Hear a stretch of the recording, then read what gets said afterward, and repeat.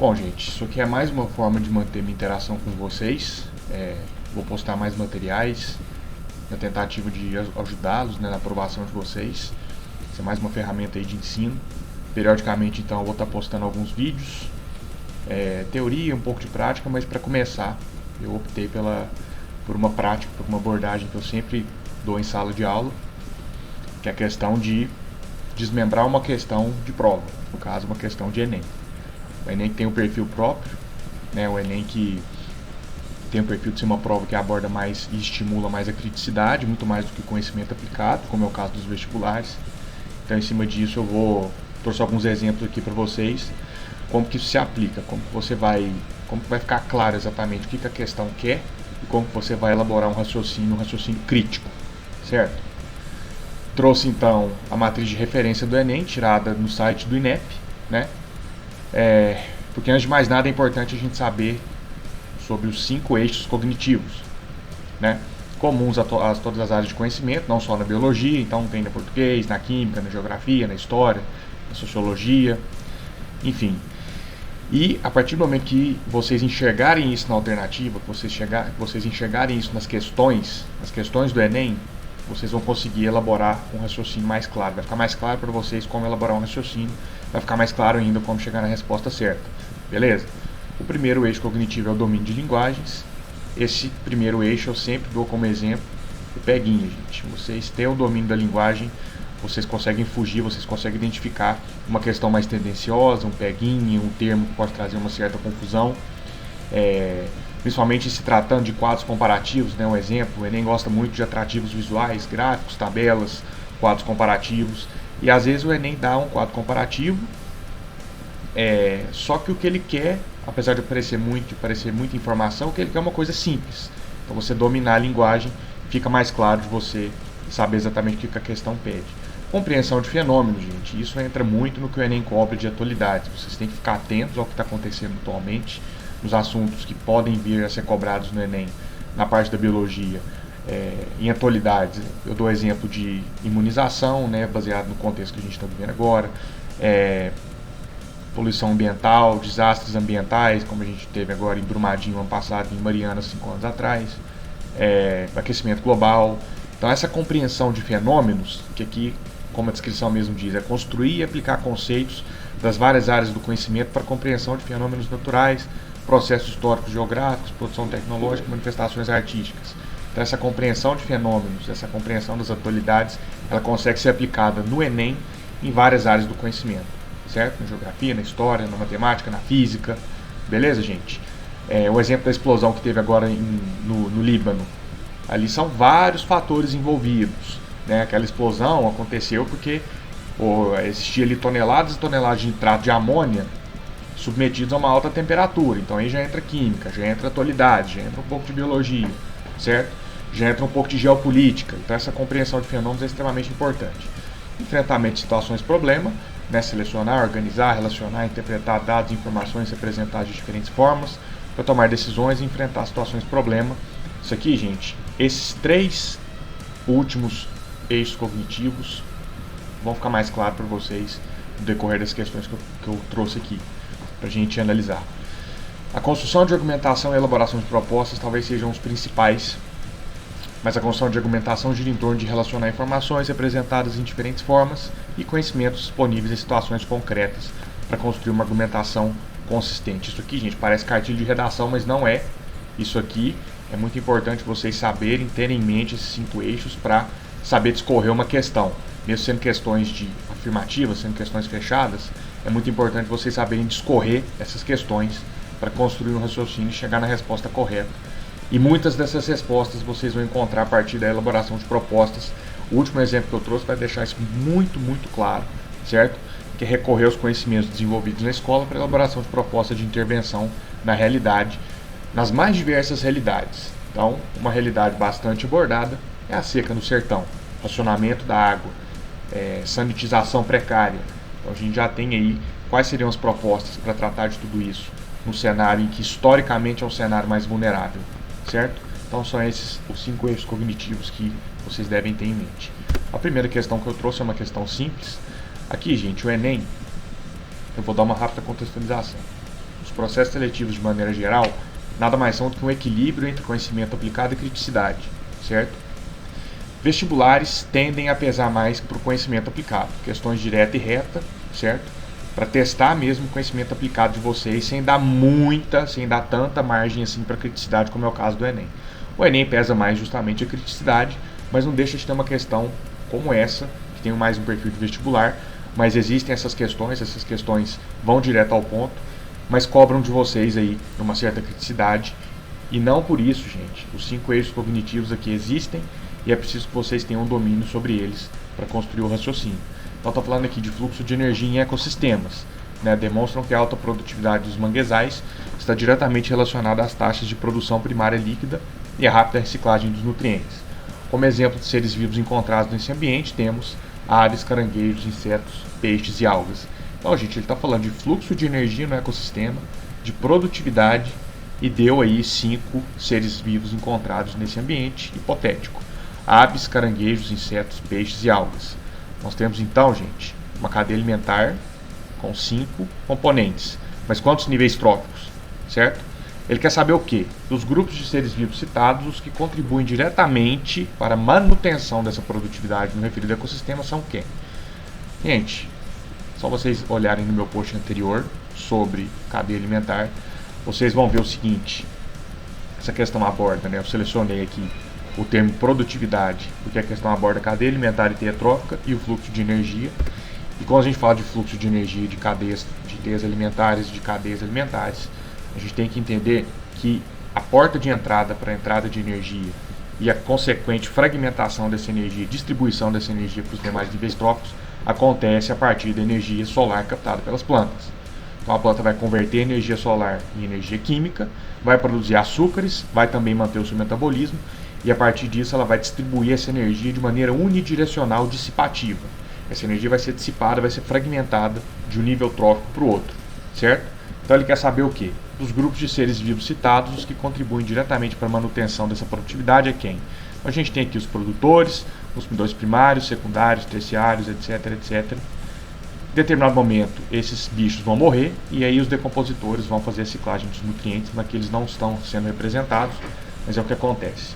Outro ponto importante, a quantidade de energia distribuída, fragmentada, vai depender do tamanho da cadeia. Essa cadeia é relativamente pequena, então uma maior quantidade de energia vai ser distribuída, certo? Mas o que ele quer saber, simplesmente, é quais desses seres vivos aqui vai contribuir diretamente para a manutenção da produtividade. Gente, então, produtores, isso tem que estar muito claro para vocês. Eles que vão captar energia solar, vão realizar o seu metabolismo, vão fazer a conversão de energia e vão distribuir essa energia, no caso então desse ecossistema aqui, no caso são as algas. Então, quem vai contribuir diretamente para a manutenção da produtividade dos ecossistemas são os produtores, sejam eles algas, sejam eles plantas, beleza? Uma outra questão aqui, uma questão do Enem de 2013, está dizendo que uma indústria está escolhendo uma linhagem de microalgas que otimize a secreção de polímeros comestíveis, os quais são obtidos do meio de cultura de crescimento. Na figura podem ser observadas as proporções de algumas organelas presentes no citoplasma de cada linhagem. Então ele deu uma contextualização, ele deu um quadro analisando a quantidade de organelas e o perfil celular das linhagens de microalgas. Pode parecer muita informação, mas num primeiro momento eu sugiro para vocês prestarem atenção nos termos que tem aqui. Existem termos chaves que seria bom vocês sublinhar mesmo de caneta vermelha na prova. No caso, gente, organelas, eu até selecionei aqui, organelas e no primeiro momento, secreção. Olha como que está claro a associação que vocês devem fazer numa questão como essa. Essa questão primeiramente está abordando o que? Organelas celulares, analisando o quadro aqui, isso fica muito mais claro. E essa questão quer saber o quê? Qual a melhor linhagem para se conseguir o maior rendimento de polímeros secretados no meio de cultura? Tem muita informação? Parece uma questão difícil, parece uma questão confusa, mas na verdade não, é uma questão simples. O que ele quer, mesmo que não transpareça no enunciado, o que ele quer é uma coisa relativamente simples, certo? Qual alga apresenta a maior secreção de polímeros? Então ele quer uma organela cuja função é secreção, gente. Então a gente sabe o que? Qual organela celular, dentre o núcleo, o retículo endoplasmático, o complexo de Golgi e mitocôndrias, é responsável pela secreção? Complexo golgiense. Então você vai vir aqui na legenda, núcleo tem essa cor, retículo endoplasmático tem essa cor, complexo Golgiense tem essa cor, mitocôndrias tem essa cor. Ele quer saber qual a melhor linhagem para se conseguir maior rendimento de polímeros secretados. Então vem aqui, complexo Golgiense, vai na barrinha que apresenta a cor do complexo Golgiense em maior quantidade, vai ser a linhagem correta. Gente, simples, é a linhagem 1 que apresenta a maior quantidade de complexo Golgiense. Simples, tranquilo, pode parecer muita informação, no primeiro momento pode não estar muito claro o que essa questão quer, mas quando você seleciona e fragmenta, desmembra essa questão, seleciona os termos-chave, seleciona, sublinha, anota no cantinho da sua prova, fica mais claro para vocês elaborar um raciocínio para descobrir o que essa questão quer. Então pode parecer difícil, mas é simples. O que essa questão quer é a linhagem número 1, que tem mais complexo Golgiense. Está aqui, é simples, certo? Próxima questão é em 2011. O paciente deu entrada em um pronto-socorro apresentando os seguintes sintomas: cansaço, dificuldade em respirar, sangramento nasal. O médico solicitou um hemograma ao paciente para definir um diagnóstico. Os resultados estão dispostos na tabela. Observem que, de novo, a gente tem um atrativo visual, que é uma tabela. Ele deu uma contextualização, apresentou uma série de sintomas que o paciente apresentava, contou que esse paciente foi fazer um hemograma e o resultado está aqui na tabela. Os constituintes, o número normal e o número que o paciente apresentou. Os constituintes são glóbulos vermelhos, glóbulos brancos e plaquetas. O que essa questão está abordando? Qual tema? Células sanguíneas, certo? Qual que é o número normal dessas células sanguíneas no corpo de um ser humano? Está aí. Os números estão aí na coluna do meio. E o paciente apresentou essas quantidades. E aí você vai interpretar. Apresentou mais? Apresentou menos? Se apresentou mais, quais seriam os motivos? O que levou esse paciente a ter esse desequilíbrio dessas células sanguíneas no seu corpo? Mais ainda, se foi menos, se esse paciente apresentou menos plaquetas, menos glóbulos brancos, menos glóbulos vermelhos, o que causa isso? Quais são as causas e quais são as consequências? Esse é o tipo de interpretação, é aí que entra a compreensão de fenômenos, não só os fenômenos que acontecem à nossa volta no Brasil e no mundo, mas os fenômenos que acontecem dentro do nosso corpo. É muito importante vocês entenderem isso, certo? E entra também a interpretação de texto, por quê? Mais uma vez, números, informações, o que ele quer é simples. Então ele deu aí, ele contextualizou, ele deu os sintomas, certo? A questão aborda a biologia celular, as células sanguíneas. A gente sabe que os glóbulos vermelhos servem para transportar oxigênio dos pulmões aos tecidos e os glóbulos brancos são as células de defesa do organismo, são também conhecidos como leucócitos. Então, gente, se vocês analisarem aqui no terceiro tópico, na terceira coluna, a gente vai ver que existe uma baixa nas plaquetas do indivíduo, bem como nos glóbulos vermelhos. A quantidade normal é de 250 mil a 400 mil plaquetas por milímetros cúbicos de sangue. Aqui o paciente apresentou 200 mil. As plaquetas estão relacionadas com a cicatrização, gente. Logo, baseado no que a gente viu no quadro, baseado na contextualização que o enunciado deu, a gente vê que o sangramento nasal é devido à baixa quantidade de plaquetas, que são responsáveis pela coagulação sanguínea. Beleza, gente? Ficou claro para vocês que a compreensão de fenômenos entra aqui, está muito claro, certo? Relação de causa, consequência. Aqui o eixo cognitivo, compreensão de fenômenos, está gritante. Só que a minha ideia é fazer com que isso fique claro para vocês, para na hora que vocês forem praticar, qual que é a melhor forma de praticar para o Enem, além de estudar a teoria? Prática. Peguem as edições de, 2012, 2014 para cá, separem ela, façam ela todos os dias, elaborem um cronograma, mas fazer as edições antigas do Enem é uma das melhores formas. A partir do momento que isso ficar claro para vocês saberem fragmentar essas questões, vocês saberem enxergar onde que entram os eixos cognitivos, você consegue construir um raciocínio lógico. Então, no caso, a questão alternativa A. O sangramento nasal é devido à baixa quantidade de plaquetas, que são responsáveis pela coagulação sanguínea. Então, ele deu, gente, 5 afirmativas, que no caso são 5 constatações, 5, vamos dizer, diagnósticos. Ele quer saber qual faz mais sentido dentro do contexto que foi apresentado no enunciado. Certo? Enem de 2010. A tabela apresenta dados comparados de respostas de brasileiros e norte-americanos e europeus a perguntas relacionadas à compreensão de fatos científicos. O eixo cognitivo apresentado está aqui no enunciado.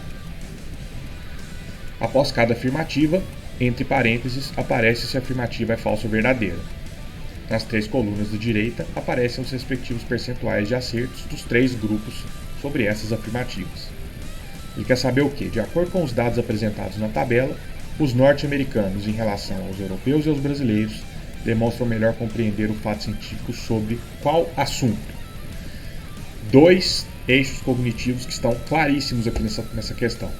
Gente, uma está até falando aqui, ó, compreensão de fenômenos, certo? E outro, gente, é a pura e simples interpretação de texto, que entra no domínio da língua portuguesa. Ele deu esse tanto de informação, ele deu aqui a coluna de pesquisa e a coluna de percentual de acertos entre 3 grupos amostrais. Ele quer saber, gente, dentre esses 3 grupos amostrais, um grupo amostral específico em relação aos outros, qual que se sobressaiu e em qual assunto, né? Pode parecer confuso, mas não. A partir do momento que você tem o domínio da língua, fica claro o que essa questão quer, certo? Então, vocês vão sublinhar a palavra compreensão, né, compreensão de fenômenos, e a pesquisa está dizendo que, a respeito dos efeitos dos antibióticos, né, a partir da interpretação dessa tabela, os norte-americanos apresentaram um maior conhecimento quando comparado aos brasileiros e aos europeus. Efeito dos antibióticos, olha aqui, ó, os norte-americanos se sobressaíram, tiveram 51% de acerto comparado com os europeus e os brasileiros, certo? No caso da deriva continental e da evolução, é possível perceber que os europeus apresentam um melhor conhecimento sobre o assunto. Então nós temos aqui, ó, a questão afirmativa do Homo sapiens, os primeiros homens vieram do mesmo período que os dinossauros, os continentes têm mudado sua posição no decorrer dos milênios, são essas as afirmativas, e o percentual de acerto com relação à deriva continental e à evolução, os europeus se sobressaíram. Mas ele quer saber, gente, os norte-americanos, tá? Qual, de acordo com os dados da tabela, em relação aos europeus e os brasileiros, os norte-americanos demonstram compreender qual fato científico? No caso, gente, a ação dos antibióticos, pura e simplesmente. Então ele deu uma tabela com muita informação, muitas afirmativas, essas afirmativas podem ser verdadeiras ou falsas, muitos números, muitos percentuais, mas o que ele quer é simples, tá? Então aí entra, de novo, vocês saberem desmembrar essa questão, saberem identificar quais eixos cognitivos que essa questão está abordando, saber construir um raciocínio e saber elaborar a sua resposta, certo? Essa questão aqui do Enem de 2018, questãozinha direta e reta, o enunciado dela tem 4 linhas, tá? É mais uma afirmativa, só que tem um peguinho aqui, vamos analisar com calma. No ciclo celular atuam moléculas reguladoras. Então aqui a gente já sabe de qual tópico da biologia que a questão está abordando. Dentre elas a proteína P53, que é ativada em resposta a mutações do DNA, evitando a progressão do ciclo até que os danos sejam reparados ou induzindo a célula à autodestruição. Existe um outro termo aqui para autodestruição que é a apoptose. A apoptose a gente sabe que é morte celular programada. Ele quer saber o que? A ausência dessa proteína poderá favorecer o que, gente? Então vamos falar um pouco sobre a P53. Aqui envolve um certo conhecimento, né, uma coisa um pouco específica, mas não tem segredo. A P53 é relativamente simples. Ela está envolvida em processos de desenvolvimento de tumores, tá? Se a célula tiver uma modificação do seu material genético, essa P53 é ativada e a célula vai sofrer apoptose, vai sofrer autodestruição. Está aqui no enunciado, certo? Quando você lê as 5 afirmativas, você vai ver que a letra C faz um sentidozinho. A ativação de outras proteínas reguladoras, ele quer saber o quê? A ausência dessa proteína poderá favorecer o quê? A ativação de outras proteínas reguladoras induzindo a apoptose. Está escrito apoptose aqui. Está escrito apoptose no enunciado. E a apoptose está relacionada, está na definição das funções da célula P53. Faz todo sentido vocês virem aqui galentos, sedentos, marcar a letra C. Vocês vão estar fazendo a prova cansados, exaustos. Então tem que ter um pouco mais de calma, por quê? A tendência é a letra C, porque é mata a célula, mas o peguinha é onde entra o eixo cognitivo número 1. O peguinha é o domínio da língua portuguesa. É a ausência da P53. Né? É isso que a questão quer. Quando você não tem a P53, o que isso vai causar? Se a P53 é uma molécula reguladora, e é uma molécula reguladora, que sem essa molécula você pode desenvolver tumores, gente, a ausência dessa proteína, você tem aqui o dano do DNA, com isso a célula reguladora P53 aumenta, então ela vai reparar antes que a divisão celular aconteça ou vai programar a morte celular. Então, o que isso tem a ver com o tumor? Na ausência dessa célula, o tumor se desenvolve. Percebam que aqui, está escrito aqui, vai haver a reparação antes da divisão celular. O tumor nada mais é do que uma hiperplasia ou uma hipertrofia. Hiperplasia é uma multiplicação celular acelerada. A hipertrofia, as células se mantêm em quantidade, mas elas aumentam em tamanho. Só se lembrar de hipertrofia muscular. Então, quando você não tem uma proteína capaz de interromper uma modificação celular, como é o caso do tumor, a tendência é uma estrutura como essa, uma estrutura cancerígena, se desenvolver. Letra E, gente. Vai resultar, então, a ausência dessa célula reguladora P53, vai resultar na proliferação celular exagerada, resultando, então, na formação de um tumor. Certo? Que fique claro para vocês isso, gente. O PEGIN existe, o domínio da língua portuguesa é extremamente necessário, a compreensão de fenômenos também é extremamente necessário. É uma questão simples, uma questão direta, mas que tem peguinha, é uma questão de certa forma tendenciosa, mas o Enem é um processo seletivo para prepará-los para isso. Vocês têm que estar espertos com tudo isso, certo? Então, letra E.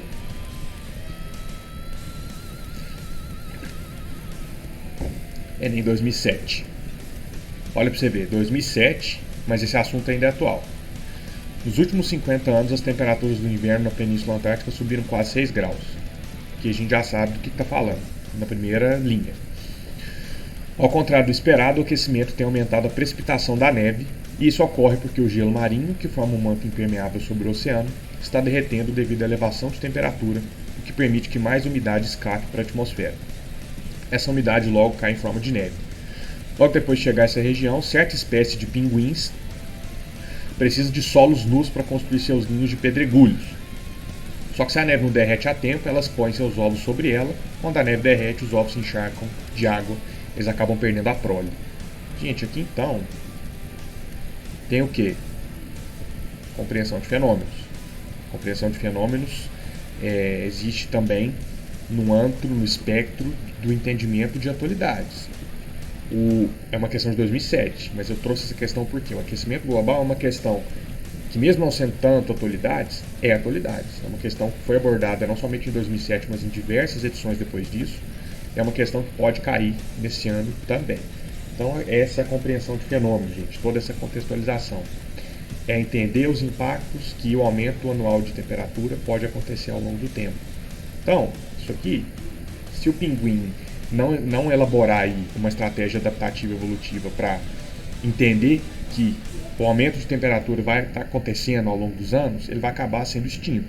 Então a compreensão de fenômenos entra aí, e ele quer saber, a partir do texto acima, as seguintes afirmativas para que você analise quais delas ou qual delas está correta. Então, domínio da linguagem e enfrentamento de situações problemas, gente. Essas afirmativas se encaixam nesses eixos cognitivos. O aumento da temperatura global interfere no ciclo da água na Península Antártica. O aquecimento global pode interferir no ciclo de vida de espécies típicas da região de clima polar. A existência de água em estado sólido constitui fator crucial para a manutenção de vida em alguns biomas. Aqui está falando também de ciclo da água, gente. Tá? Fiquem espertos com isso. Gente, olha a interpretação de texto. Olha o domínio da linguagem. Por que ela não está errada? Ela não interfere no ciclo da água. O ciclo da água continua. Ele existe de um jeito ou de outro. Certo? Tá certo que o aquecimento global interfere, mas o ciclo da água se mantém. O ciclo da água vai continuar existindo. Isso vai interferir, gente, diretamente no ciclo, no desenvolvimento, aliás, dos pinguins. Tá? A afirmativa está falando aqui, o aumento da temperatura global interfere no ciclo da água.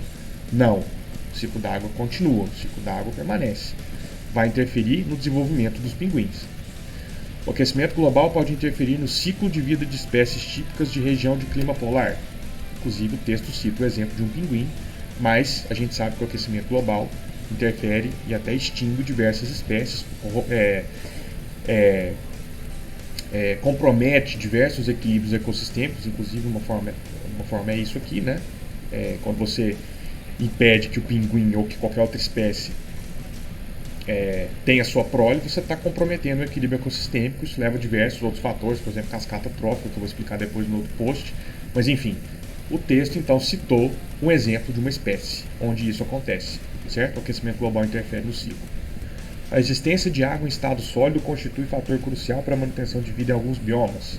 Gente, ele cita o impacto então do derretimento de gelo para essa espécie de pinguim e reafirma a importância da água no estado sólido, certo? É o ciclo da água, o texto reafirma isso, então ele quer saber quais as afirmativas estão corretas. Afirmativa 2 e 3, certo?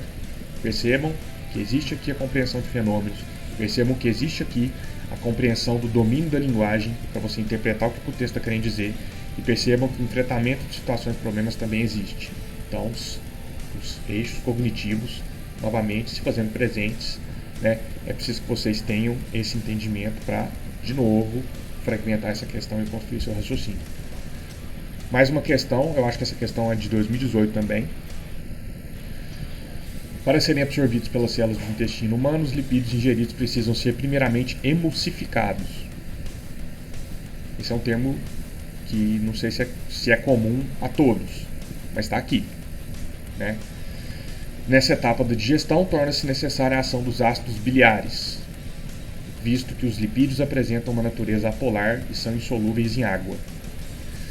Esses ácidos atuam no processo de modo ao que, primeiramente, essa questão está falando de um processo, de uma etapa de um processo, certo?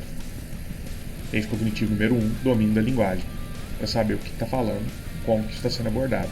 No caso, está falando da digestão, uma etapa da digestão, certo? Lipídios, gente, lipídios nada mais são do que gorduras. Esses lipídios precisam ser primeiramente emulsificados. Nessa etapa de digestão, torna-se necessária a ação dos ácidos biliares, ou da bile, visto que os lipídios apresentam uma natureza polar e são insolúveis em água, elas não se misturam. Esses ácidos atuam no processo de modo ao que? Hidrolisar os lipídios, tornar os lipídios anfifílicos, promover a secreção de lipases, estimular o trânsito intestinal dos lipídios. Bom, eu sublinhei aqui a palavra lipídios e a palavra emulsificar. Emulsificar nada mais é do que misturar uma substância oleosa com uma outra não oleosa, então no caso a mistura dos lipídios, que é uma gordura, com a água. Então a emulsificação da gordura é fazer com que a gordura possa se misturar com a água e ser consequentemente quebrada. A quebra das moléculas de gordura, né?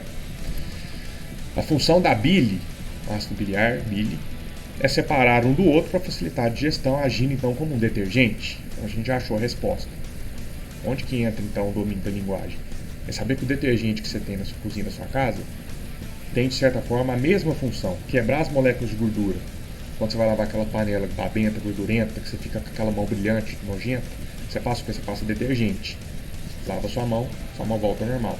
Você lava a panela com o quê? Com detergente. Você quebra as moléculas de gordura, sua panela fica limpa, pronta para uso de novo. Aqui é a mesma coisa. A bile vai separar um do outro para facilitar essa digestão. Então, gente, ela vai agir então como detergentes. Simples. Tranquilo. Percebam a importância de sublinhar alguns termos-chave. Escrever no cantinho da sua prova a função de um, a função de outro, o que significa. Aproveitar que, muitas das vezes, quando você bate o olho nessa questão, nesses termos, você lembra, você acaba lembrando. Você tem um lapso de memória, então você pega e escreve para você não acabar esquecendo. Eu já fiz muito isso. Eu tive um lapso de memória momentâneo, em vez de escrever, continuei lendo, relendo, acabei perdendo meu raciocínio. Certo? Aqui eu marquei a resposta certa, mas vamos lá. É um simulado do Enem que eu tenho aqui no material meu, dizendo que na região semiárida do Nordeste brasileiro, mesmo nos anos mais secos, chove pelo menos 200 milímetros por ano. Certo? Então aqui, nessas três primeiras linhas, já entrou o quê? Compreensão de fenômenos.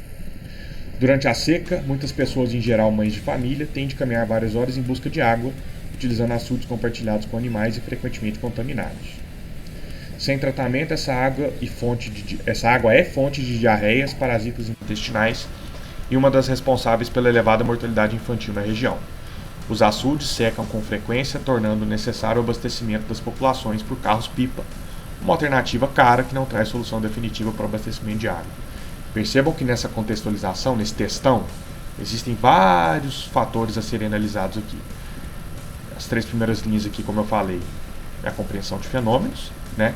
É saber que está falando de uma região que sofre com a seca e, consequentemente, se sofre com a seca, a racionalização da água ela deve ser repensada, porque as pessoas que vivem ali acabam dividindo a água com os animais. Isso traz uma questão sanitária, a precariedade da sanitização da água nesse local, questões biológicas também, claro, né? Questões socioeconômicas, Então ele quer saber o seguinte: considerando o texto, a proposta mais eficaz para reduzir os impactos da falta de água na região seria. Então aqui os 5 eixos cognitivos estão mais claros.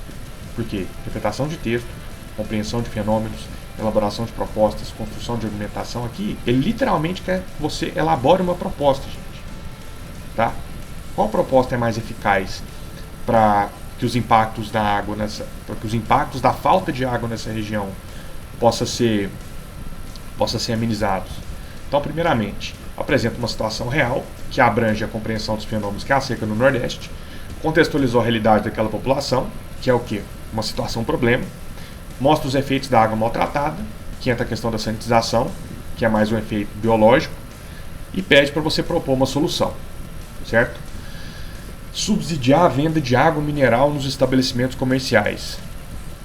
Tá, e aí as pessoas dessa região vão só beber água, eles não precisam da água para tomar banho, não precisam da água para lavar comida, lavar roupa, só tendo água pura para beber é o suficiente. Não, não é. Ele deu 5 possíveis propostas e quer que você analise e interprete qual a que faz mais sentido, certo? Distribuir gratuitamente remédios contra parasitas e outras moléstias intestinais. Ele está falando aqui que é mais viável tratar a consequência do que a causa. Isso a longo prazo, então, supondo que seja o caso, isso a longo prazo, então, vai ser mais caro ou mais barato para o governo? Não faz o menor sentido. Desenvolver carros-pipa maiores e mais econômicos, de forma a baratear o custo da água transportada. Sendo que aqui na alternativa está falando que mexer com carro-pipa é uma alternativa cara e que não traz uma solução definitiva ao abastecimento de água. Então você vai pagar mais caro para ter uma solução temporária. Isso não faz sentido, certo? Opa. Então, gente, a letra D, captar água da chuva em cisternas, permitindo seu adequado tratamento e armazenamento para consumo, faz sentido. Porque se chove pouco, se o recurso é pouco, é escasso, você tem que aproveitar esse recurso da melhor forma possível. A letra E é muito absurda, promover a migração das famílias mais necessitadas para regiões sudeste e sul, onde as chuvas são abundantes. Nossa, isso chega a doer os ouvidos. Mas enfim, tá aqui, gente. A resposta que faz mais sentido é a letra D. Espero que tenha ficado claro a questão do desmembramento das questões, sublinhar, escrever, anotar no canto da sua prova, entender onde os eixos cognitivos se aplicam, a partir disso construir o raciocínio lógico, o raciocínio crítico e encontrar a resposta correta, certo? Pretendo ir postando mais vídeos, espero que vocês gostem, me deem um feedback, espero ajudar vocês, espero que vocês treinem bastante para o Enem, porque o Enem é isso aqui. É um pouco de conhecimento aplicado, mas é principalmente criticidade. Beleza?